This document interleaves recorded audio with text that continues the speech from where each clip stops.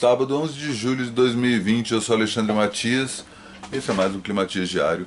Como é que estão as coisas por aí? Espero que tudo bem. Aqui está esse dia de sol bonito. O julho tem feito uns dias bons, né?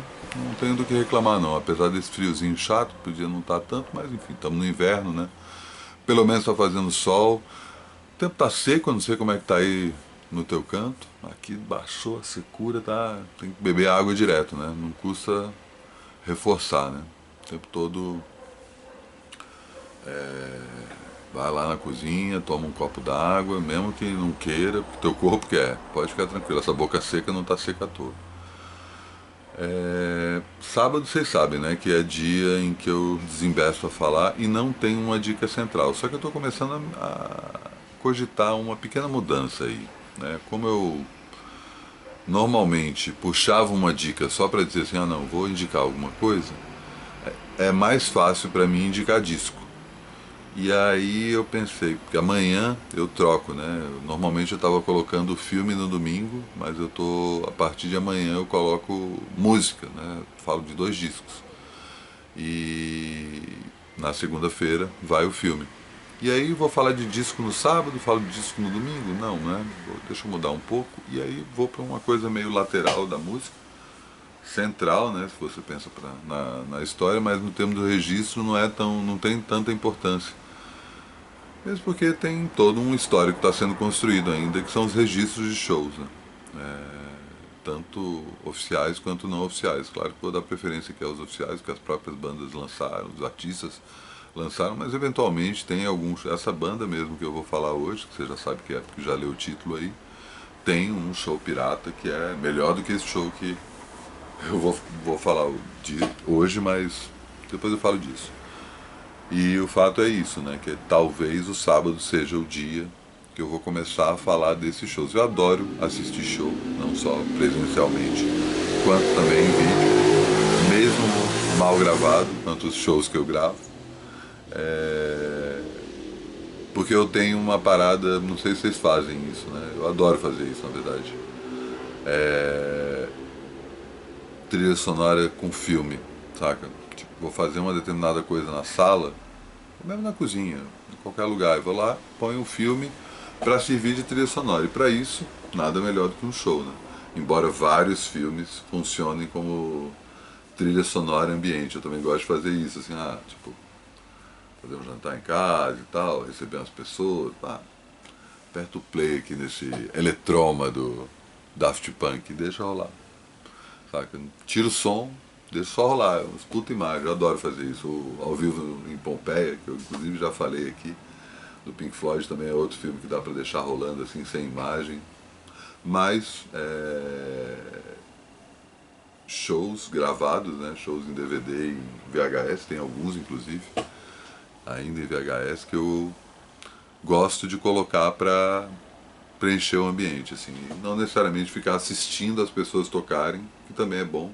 O show de hoje, inclusive, tem esse aspecto, né? Não é só um show legal, mas é um show filmado de uma forma legal.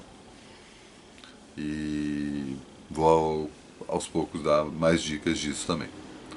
Mas vocês sabem que sábado, né, é o dia em que falo sem parar sobre um determinado assunto, e o determinado assunto, como eu comentei nos últimos dias, é o assunto que eu puxei na minha newsletter de quarta-feira. Quarta-feira à noite sempre dispara a newsletter do Trabalho Sujo e sempre tem um texto ali de abertura que eu acabo.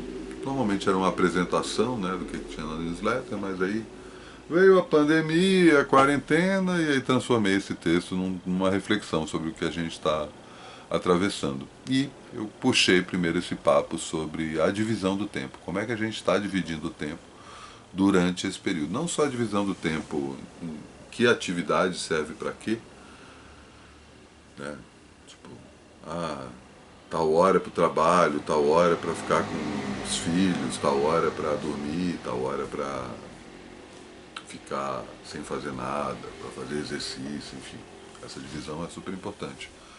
Mas eu estou falando da divisão mais a médio prazo, né? Da gente começar a trabalhar com essa ideia de que a quarentena não vai demorar, né? Quer dizer, ao contrário, a quarentena vai demorar.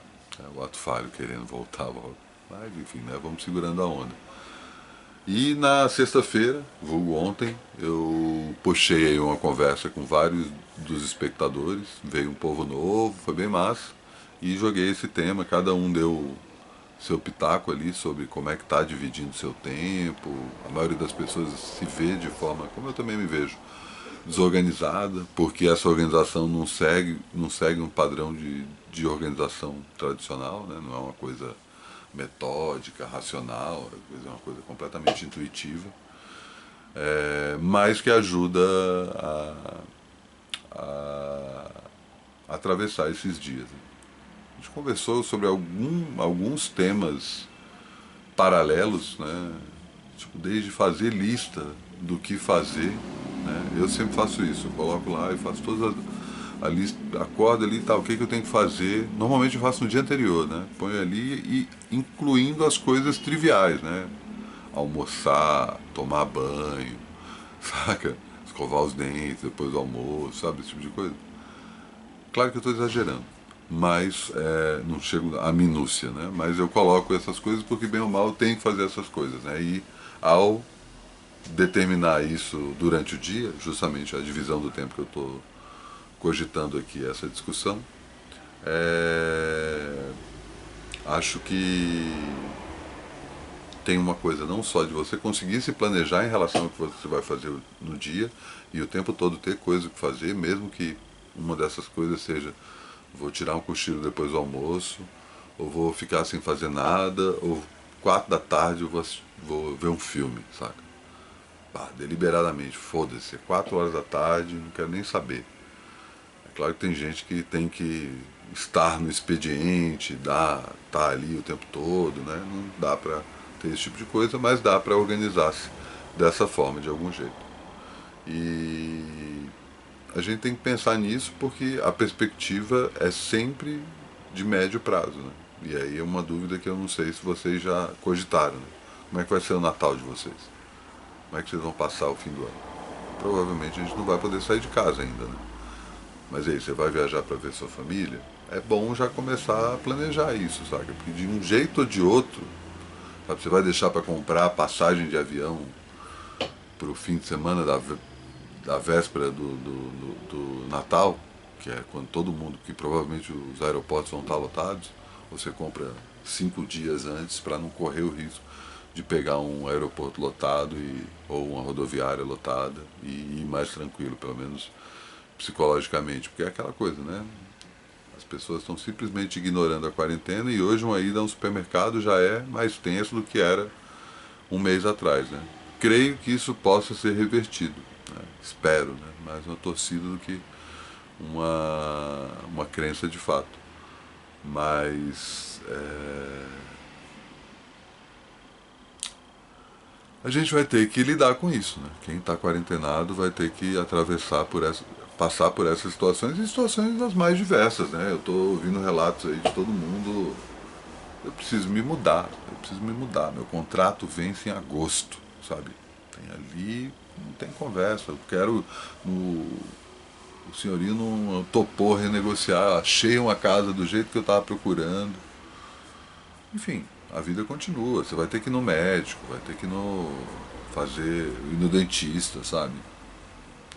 A gente vai ter que entender como lidar com isso, né? Vai ter que entrar no Uber de máscara, ou vai ter que andar até o tal lugar, sabe? E assim, torcendo para não ter nada urgente, emergencial, né?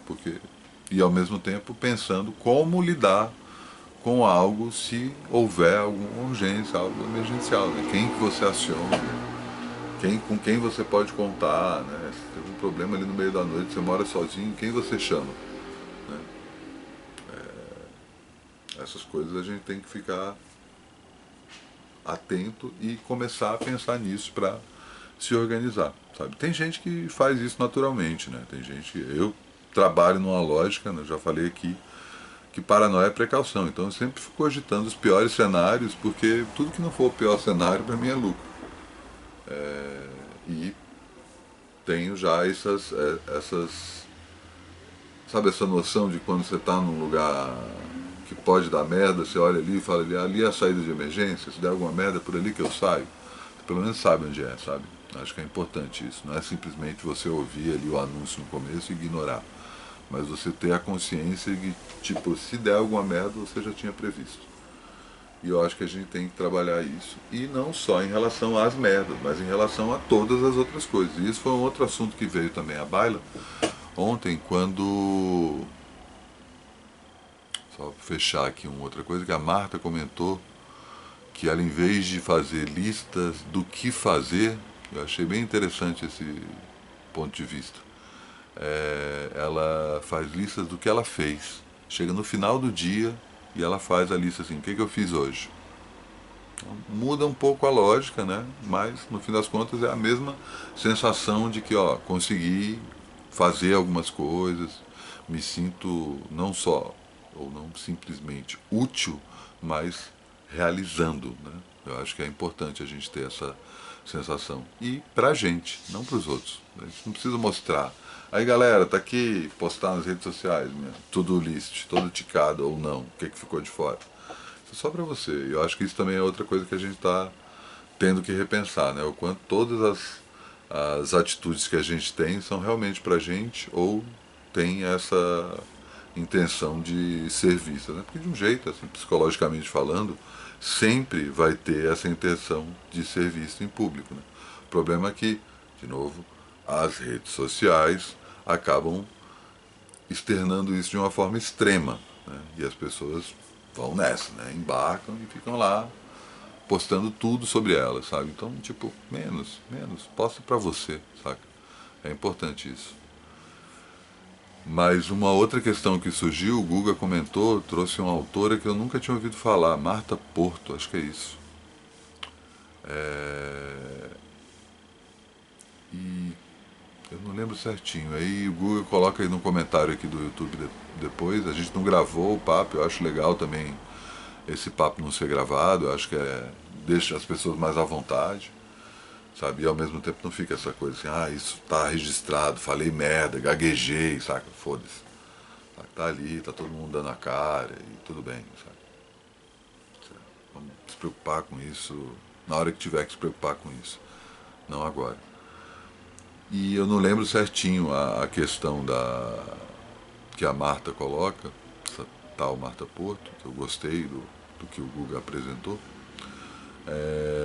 sobre o pensamento dela, né? Que fala sobre como ela pensa especificamente a cultura, mas eu acho que isso dá para levar para a sociedade como um todo, né? Como a gente está o tempo todo pensando em financiamento, formatação, execução, estruturação, planejamento, cronograma, sabe?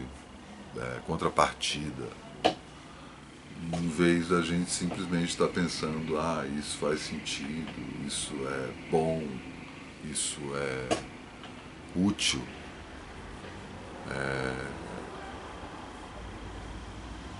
Muito legal, assim, saca? Eu comentei também, eu não lembro, tinha uma história que a Helene Brum postou um texto, publicou um texto no El País, chama-se Preserve o Futuro, ou Salve o Futuro, uma hashtag, mas para a gente começar a pensar no futuro de uma forma mais positiva, né? Eu acho que a gente está vivendo aí um mundo muito travado por conta de todas as merdas que estão rolando, né? Então é natural que a gente mesmo se trave e tem, de novo, né? O algoritmo das redes sociais acaba mostrando essa trava pra gente o tempo todo. E a gente fica o tempo todo ali, sabe? Então é importante a gente perceber quais são essas travas e tentar fugir delas. E tanto, pelo que eu entendi, eu não li o texto da Brum, tanto esse texto, essa provocação que ela faz, quanto uma outra coisa que eu comentei do Neil Stephenson, que é o autor de um livro Nevasca, que é um clássico da ficção científica contemporânea. Ele fez vários outros, Necronomicon, é tipo um cara muito foda. E ele criou um congresso no começo da primeira década do século, eu não sei se isso prosseguiu, que era um congresso de autores de ficção científica, não só de escritores, mas de todo mundo que produz todo tipo de conteúdo sobre ficção científica, que cogitasse um futuro otimista. A gente está vivendo num mundo em que só se cogita futuros pessimistas. Então a gente só pensa nas merdas que vão dar. a gente não cogita a possibilidade de que apareçam coisas boas. E a Carol comentou sobre o trabalho do Simas e do Rufino no Rio de Janeiro, justamente para a gente ultrapassar isso, né? Vou pedir para que vocês especificamente coloquem os links. A Helene Brum, que foi uma sugestão do Matheus, que coloquem os links aí nos comentários. Eu acho que de repente eu até coloco ali na descrição do vídeo. Acho que eu consigo rápido. E também tem essa novidade que a gente começou ontem, a lista de discussão aqui do Climatias. Todo mundo que participou da reunião, inclusive pessoas que disseram que iam participar e não participaram, já estão nessa lista de discussão, que é um grupo por e-mail, em que a gente vai trocar ideias sobre várias coisas, né? Tem a história de um projeto comum para ser construído com o pessoal que esteve, e o pessoal pode incluir você, é só você aparecer na próxima. Eu devo fazer esses encontros quinzenais, então o próximo deve ficar sem ser na sexta da semana que vem, na outra. Fluiu super bem, foi bem legal, e a gente vai manter esse fluxo nessa lista de discussão, que já está rolando, o pessoal já trocou os e-mails, exatamente isso.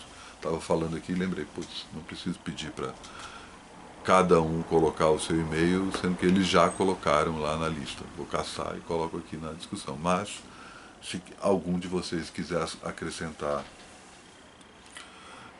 isso para a discussão, que no fim das contas não termina aqui, né? Embora já esteja chegando aí quase no limite do programa, tem essa questão de pensar o tempo, que é justamente o que eu escrevi na newsletter, semanalmente, é a minha opção, porque a newsletter, inclusive, acaba funcionando como a âncora desse período. Então, eu sei que toda quarta-feira eu tenho que mandar a newsletter, então eu vou fazendo todas as coisas do trabalho sujo, pensando na newsletter e, ao mesmo tempo, pensando no que eu vou falar. E, ao mesmo tempo, uma vez publicada a newsletter, começa de novo o ciclo, e por aí vai. E cada vez mais isso vai tendo um planejamento anterior. E eu acho que a gente tem que ter essa consciência dessa divisão do tempo, né? A gente parar de ficar pensando nas divisões padrão, que são normalmente anos, né? Não dá para trabalhar com anos hoje em dia. O que você vai fazer em maio de 2021? Não tem a menor ideia. Meses mesmo é difícil, sabe? A gente não sabe como é que vai estar agosto, a gente não sabe como vai estar setembro. Mas umas semanas, alguns dias na frente a gente consegue. Então essa divisão do tempo eu acho importante, e principalmente tentar jogar essa perspectiva mais positiva para esses dias, sabe? Tentar não simplesmente produzir, mas tentar fugir dessa situação, simplesmente deu tudo errado, estamos na merda, só vai piorar, sabe? Pode ser que tenha dado tudo errado, que estamos na merda, e que vá piorar, é bem provável. Mas se a gente ficar só pensando nisso, a gente só corrobora isso e acaba piorando e aumentando a merda internamente, né? Que é o que teoricamente você pode controlar. Eu acho que tem muito disso no fim das contas, né? O que você pode controlar e o que você não pode controlar. A escala macro, né? O que você pode fazer em relação à pandemia ou em relação ao governo Bolsonaro na escala macro? Claro que várias coisas a médio e longo prazo. Mas na escala micro você acaba só se irritando. Só que na escala micro, na sua vida, a porra desse cortador de grama aí, uma hora dessa, caralho. Na sua vida você consegue controlar. Então é justamente esse ponto que eu estou colocando. A divisão do tempo é o controle da escala pequena da sua vida. E você consegue controlar isso. Ao controlar isso, você assume maior controle sobre o que você está fazendo, o que você pode fazer e o que você quer fazer, mais do que pode. Você já cogitou isso? É exatamente esse ponto positivo. O ponto positivo não é, nossa, vamos pensar em vou fazer uma maratona de Tarantino amanhã e fazer um fondue. Não, não é isso. Isso também é legal. Se quiser fazer isso, beleza, né? Mas o ponto é, o que eu posso fazer para melhorar a minha rotina? Não é para melhorar a minha vida, para me tornar uma pessoa melhor. Quem eu posso ler mais, quais filmes que eu posso, quantas pessoas eu posso entrar em contato. Não, não, não. Acorda cedo, dorme cedo, come melhor, aproveita melhor esse tempo, faz exercício, sabe? Essas coisas acabam tendo um retorno quase que imediato. Você vai ver assim, cada vez que você vai fazendo essas coisas vão contribuindo. Muito se falou ontem também sobre a importância das plantas nesse sentido, né? Todo o tempo das plantas, como ele vai mostrando que, tipo, calma, sem pressa, saca? Que é outra característica dessa época que a gente está vivendo, né? Tudo é para ontem, tudo é urgente, tudo é para já.